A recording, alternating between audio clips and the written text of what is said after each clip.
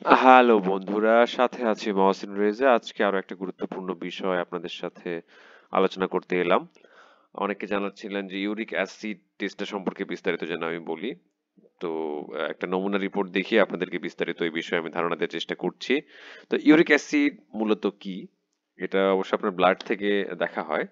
তো uric acid মূলত হচ্ছে একটা প্রাকৃতিক রাসায়নিক উপাদান, হ্যাঁ, যাকে পিউরিন নামে মানে এটা পরিচিত আর কি।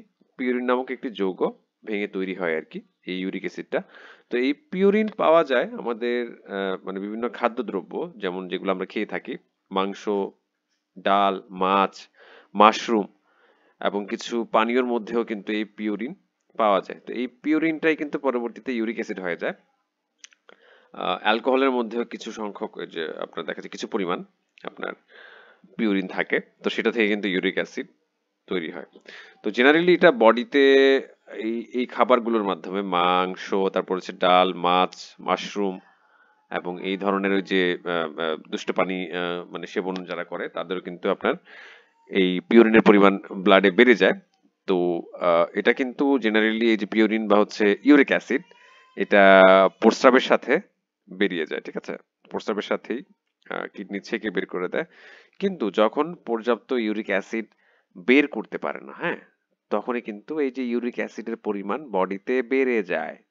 বডিতে বেড়ে যাওয়ার কারণে কিন্তু অনেক ধরনের সমস্যা দেখা দেয়। তার মধ্যে যেগুলো সেগুলো হচ্ছে যে আপনার হঠাৎ হাত পায়ের আঙুল বা হাঁটুতে ব্যথা হয়, ঠিক আছে, বিশেষ করে রাতের বেলা। দেন জয়েন্ট ফুলে যায়, মানে এই জোড়াগুলো আপনার ফুলে যায় যখন খুব বেশি পরিমাণে হচ্ছে হয়। এখানে যে ভদ্রলোকের রিপোর্ট আমি আপনাদেরকে দেখাচ্ছি সেটা কিন্তু মানে এইটা হচ্ছে রেফারেন্স ভ্যালু 3.50 থেকে 7.20, হ্যাঁ, মিলিগ্রাম ডেসিলিটারে।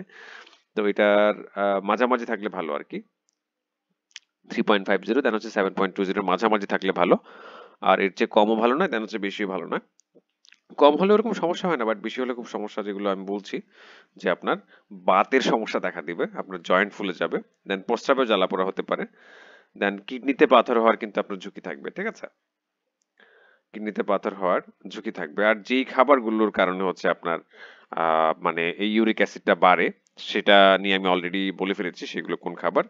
বিশেষ করে লাল মাংসটা আপনি একটু অ্যাভয়েড করবেন যাদের হচ্ছে ইউরিক অ্যাসিডের পরিমাণ বেড়ে থাকে, যেমন গরু, খাসি। এগুলো মানে দেখা যায় মাংসগুলোকে রেড মিট বলা হয়, মানে লাল মাংস। এই লাল মাংসগুলো একটু পরিহার করা উচিত। দেন গরুর কলিজা, মগজ, কিডনি এগুলোর মধ্যে কিন্তু আপনার খুব বেশি পরিমাণে ইউরিক অ্যাসিড থাকে। তো যাদের হচ্ছে এই যে এই জয়েন্ট ফোলার সমস্যা আছে, দেন প্রচন্ড ব্যথা হয়, ইউরিক অ্যাসিডের পরিমাণ বেশি, তারা এটা খাবেন না। সামুদ্রিক মাছেও কোনো কোনো ক্ষেত্রে আপনার দেখা যায় ইউরিক অ্যাসিড থাকতে পারে, সার্ডিন, টুনা এই ধরনের মাছে। দেন হচ্ছে ডাল, মটরশুঁটি, হ্যাঁ, তারপর সিমের বিচি, এগুলো কিন্তু ডাক্তাররা খেতে নিষেধ করে দেয়, কারণ এগুলোর মধ্যে ইউরিক অ্যাসিডের পরিমাণ খুব খুব খুব বেশি। তো যাদের ইউরিক অ্যাসিড লেভেল আপনার বেশি, বাতের সমস্যা যাদের হচ্ছে পাওয়া যায়, যে বাতের টেস্ট বলে, যে এটা হচ্ছে বাতের টেস্ট, মানে আপনার মানে বডিতে বাত কিরকম আছে, বাতজনিত ব্যথা আর দেখা যায় যখন হবে, তখন মানে চিকিৎসক আপনাকে এই ইউরিক অ্যাসিডটা টেস্ট করতে দিবে। দেন এটা বেশি পেলেই কিন্তু আপনাকে বলবে যে আপনি লাল মাংস খাবেন না, দেন এই যে ডাল, মটরশুঁটি, দেন সিমের বিচি এগুলা খেতে পারবেন না, হ্যাঁ, দেন গরুর কলিজা, কিডনি, মগজ এগুলা খেতে পারবেন না, হ্যাঁ। দেন এই যে যারা হচ্ছে দুষ্ট পানি পান করেন তাদেরকে কিন্তু সেটা খেতে বা পান করতে মানা করে দিয়ে থাকে। তো এই হচ্ছে ব্যাপার। তো অবশ্যই ইউরিক অ্যাসিডের লেভেলটা আমাদেরকে এই যে এই রেঞ্জের মধ্যে রাখতে হবে, কেমন? এই রেঞ্জের বাইরে যদি চলে মানে চলে যায় সেই ক্ষেত্রে কিন্তু সমস্যা হবে। আপনার এই যে এই সমস্যাগুলো যেগুলোর কথা বললাম সেগুলো আপনার মানে বেড়ে যাবে।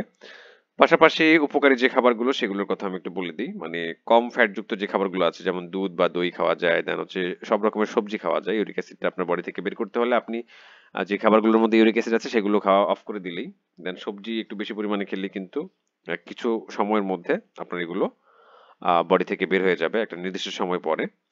বেশি বেশি করে পানি খেতে হবে, দেন ভিটামিন সি যুক্ত খাবার বা ফল খেতে পারেন। তো এই হচ্ছে ব্যাপার। তো আশা করি ইউরিক অ্যাসিডের ব্যাপারটা আপনারা বুঝতে পেরেছেন। এখানে জাস্ট হচ্ছে আমি রিপোর্টটা নিয়ে হচ্ছে আলোচনা করি না, মানে এটার পেছনের যে কারণ, এটা কেন হচ্ছে, কি কি লক্ষণ দেখা যাবে, হ্যাঁ, এই বিষয়গুলো কিন্তু আমি এখানে বিস্তারিত বলে দেওয়ার চেষ্টা করি। তারপর হচ্ছে যদি কোনো কিছু কোনো পয়েন্ট যদি ছুটে গিয়ে থাকে সেক্ষেত্রে আপনারা কমেন্ট সেকশনে কমেন্ট করতে পারেন, আমি ফ্রি হলে অবশ্যই উত্তর দেওয়ার চেষ্টা করব। তো আজকের ভিডিওটা এখানে শেষ করছি। আর কোন ধরনের ভিডিও চান টেস্ট সংক্রান্ত সেইগুলো আমাকে জানাবেন। ধন্যবাদ।